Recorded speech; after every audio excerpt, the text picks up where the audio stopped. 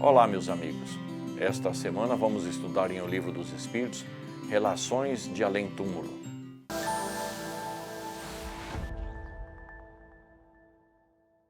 Questão 274. As diferentes ordens de espíritos estabelecem entre eles uma hierarquia de poderes e há entre eles subordinação e autoridade? Sim, e muito grande. Os espíritos exercem uma influência ou uma autoridade, melhor dizendo, sobre os outros, de acordo com a sua evolução moral, de forma que esta autoridade é absolutamente irresistível. Questão 274A. Os espíritos inferiores podem subtrair-se à autoridade dos superiores? Reafirmam os benfeitores espirituais que essa autoridade de uns sobre outros, fundamentado na moral, é irresistível, ou seja, não há forma nenhuma de um espírito inferior se subtrair à autoridade de um superior. Questão 275. O poder e a consideração de que um homem goza na terra dão-lhe alguma supremacia no mundo dos espíritos? Não, respondem os benfeitores espirituais, porque os menores serão elevados e os maiores serão rebaixados.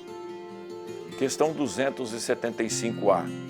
Como devemos entender essa elevação e esse rebaixamento? Os espíritos são divididos, é a melhor forma para interpretarmos isso, entre faixas espirituais, onde a primeira faixa é dos espíritos puros e as demais em nível menor, com relação sempre ao progresso moral. De forma que o mundo aqui na Terra pode ter alguém numa posição social elevada, mas que moralmente é rebaixado. É isso que significa essa mudança quando chegamos ao mundo espiritual. O menor socialmente aqui na Terra pode ser o maior moralmente no mundo dos espíritos. É por isso que Jesus nos afirma no Evangelho que aquele que se exalta será humilhado e aquele que se humilha será exaltado. Questão 276. Aquele que foi grande na terra e se encontra inferior entre os espíritos, sente humilhação? Sim, muito grande humilhação, principalmente se foi orgulhoso, se foi prepotente. Questão 277. O soldado que, após a batalha, encontra o seu general no mundo dos espíritos, reconhece-o ainda como seu superior? O título não é nada, a superioridade moral é tudo. Questão 278. Os espíritos de diferentes ordens estão misturados? Meus amigos, vale muito a pena nós lermos na íntegra a resposta dada aos benfeitores espirituais a essa questão. Sim e não. Quer dizer, eles se veem, mas se distinguem uns dos outros. Afastam-se ou se aproximam segundo a semelhança ou divergência de seus sentimentos, como acontece entre vós. É todo um mundo do qual o vosso é reflexo obscuro. Os da mesma ordem se reúnem por uma espécie de afinidade e formam grupos ou famílias de espíritos unidos pela simpatia e pelos propósitos. Os bons pelo desejo de fazer o bem, os maus pelo desejo de fazer o mal, pela vergonha de suas faltas e pela necessidade de se encontrarem entre os seres semelhantes a eles. Os benfeitores espirituais estão a nos dizer que nós sempre nos reuniremos por afinidade, mas os bons nunca se esquecerão dos maus na tentativa de socorrê-los, de orientá-los e de educá-los. Questão 279. Todos os espíritos têm acesso reciprocamente uns junto aos outros? Os bons vão a toda parte, e isso é importante porque eles também podem ir aonde estão os maus, na tentativa de induzi-los a modificar-se em seus comportamentos morais. Mas as regiões espirituais superiores não são acessíveis aos espíritos inferiores. Eles estão circunscritos à sua faixa evolutiva. Resumindo, os bons saem das altas regiões para socorrer os maus, mas os maus não conseguem subir até os bons, enquanto não se melhorarem. Questão 280. Qual é a natureza das relações entre os bons e os maus espíritos? Os bons procuram combater as más inclinações dos maus. É para eles isso uma missão, pois é para no sentido de fazê-los progredir. Questão 281. Por que os espíritos inferiores se comprazem em nos levar ao mal? pelo despeito, dizem os bons espíritos, por conta de não terem a oportunidade e possibilidade de atingir os bons. Questão 282.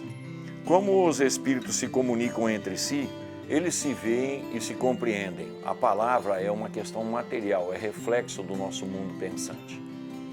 Os espíritos pensam e com isso transmitem as suas comunicações através do fluido cósmico universal. Portanto, quanto mais esclarecido o espírito e mais potente, vamos dizer assim, mais ele consegue impor o seu pensamento ou estabelecer o seu pensamento na mente de qualquer um outro. Questão 283. Os espíritos podem dissimular reciprocamente os seus pensamentos? Podem esconder-se uns dos outros? Não. Para eles, tudo permanece a descoberto, principalmente quando são espíritos perfeitos. A questão de se esconder uns dos outros só é possível ao espírito superior se esconder, não se deixar ver pelo inferior. No mais, no mesmo nível, todos estão sempre visíveis uns aos outros. Questão 284. Como podem os espíritos que não têm mais corpo constatar a própria individualidade e distinguir-se dos outros que os rodeiam? Constatam a sua individualidade pelo perispírito, da mesma forma que aqui nós nos reconhecemos pelo corpo físico, no mundo espiritual que se dá para entendimento e para reconhecimento é a forma perispiritual. Questão 285. Os espíritos se reconhecem por terem convivido na Terra? O filho reconhece o pai, o amigo ou seu amigo? Sim, e assim de geração em geração.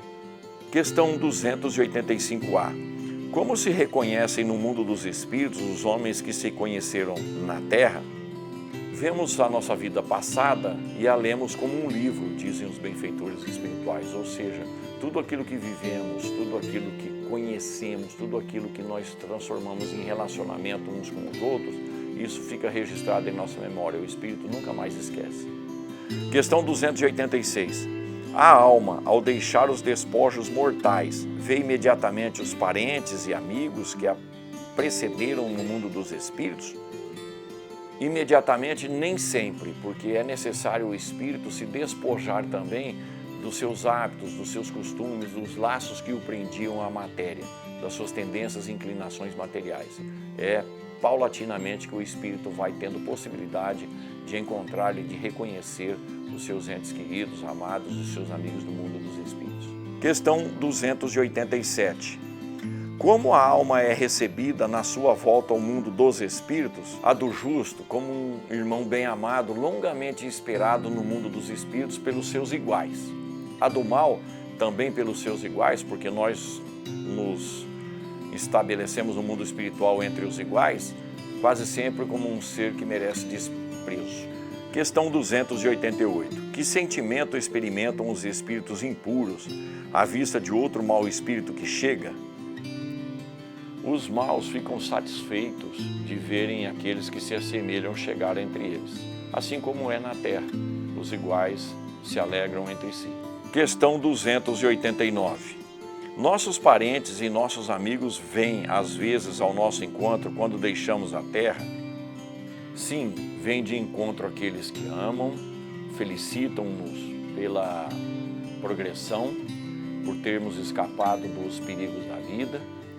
Mas se não há laços de amor, dizem os benfeitores espirituais ainda na resposta, haverá um certo isolamento como uma punição pelo mau comportamento durante a vida.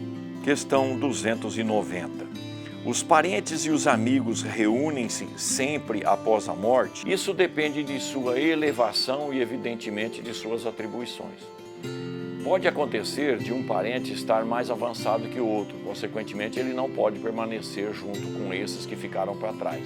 Isso pode ser mesmo para aqueles que estão atrás uma punição, de forma que poderão estar juntos novamente num trabalho missionário, num trabalho de recuperação através da reencarnação ou de progresso.